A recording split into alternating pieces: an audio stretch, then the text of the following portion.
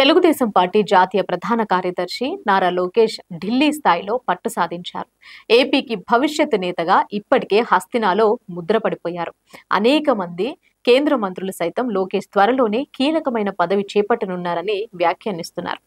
కేవలం 2 ఏళ్లలోనే లోకేష్ ఈ రేంజ్ లో దూసుకుపోయారు.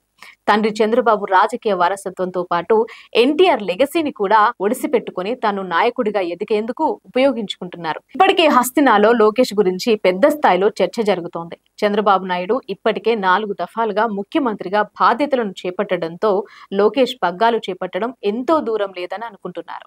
నేడు కూడా ఢిల్లీలో ఆయన పర్యటిస్తున్నారు. చంద్రబాబు నాయుడు వయసు మీద పడినా ఆరోగ్యంగా ఫిట్ గా ఉన్నారు. ఆయన ఏపీ అభివృద్ధి కోసం నిరంతరం శ్రమిస్తున్నారు. బీహార్ ముఖ్యమంత్రి నితీష్ కుమార్ తరహాలో ఎక్కువ కాలం రాష్ట్ర రాజకీయాల్లోనే ఉండాలని భావిస్తున్నారు. కానీ దీపం ఉండగానే ఇల్లు చక్కబెట్టుకోవాలని భావించిన చంద్రబాబు నిన్న మొన్నటి వరకు పార్టీ కార్యక్రమాలతో పాటు అన్ని విషయాలను లోకేష్ కు అప్పగించిన చంద్రబాబు పాలనాపరమైన విషయాల్లోనూ లోకేష్ ను చురుగ్గా పాల్గొనేలా చూస్తున్నారు. మంత్రిగా ఉన్న లోకేష్ ను తన వెంట తిప్పుకుంటున్నారు. పుట్టపర్తికి ప్రధాని వచ్చినా, రాష్ట్రపతి వచ్చినా, ఉపరాష్ట్రపతి వచ్చినా చంద్రబాబుతో పాటు లోకేష్ కూడా హాజరవ్వడాన్ని పార్టీ నేతలు, కార్యకర్తలు ఈ ధోరణితోనే చూస్తున్నారు. అయితే తొందరపడకుండా నారా లోకేష్ కూడా ఏ స్థాయిలో తొందరపడటం లేదు. చంద్రబాబు నాయుడు ఉప ముఖ్యమంత్రిగా పవన్ కళ్యాణ్ తర్వాత తాను అంటూ బయటకు కనిపించే ప్రయత్నం చేస్తున్నారు.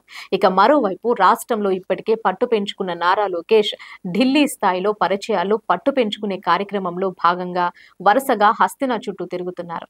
ఇక విదేశాల్లో కూడా ఆయన పర్యటిస్తూ నాటి చంద్రబాబు తరహాలోనే పార్టీని బలోపేతం చేసేందుకు ప్రయత్నాలు చేస్తున్నట్లయితే కనిపిస్తోంది. ఇప్పటికిప్పుడు లోకేష్ ను అత్యున్నత పదవిలో చూడకపోయినా పూర్తిగా ట్రైనింగ్ అయి సిద్ధంగా ఉన్నారని, ఏ సమయంలోనైనా కీలక పదవి చేపట్టే అవకాశం ఉందని పార్టీ నేతలే అంగీకరిస్తున్నారు. అందుకే లోకేష్ వద్దకు నాయకులు క్యూ కడుతున్నారు. గత ఎన్నికలకు ముందు నుంచే ఈ రకమైన అభిప్రాయం వినిపించినా 2 ఏళ్లకు అది రెట్టింపైందని అంటున్నారు.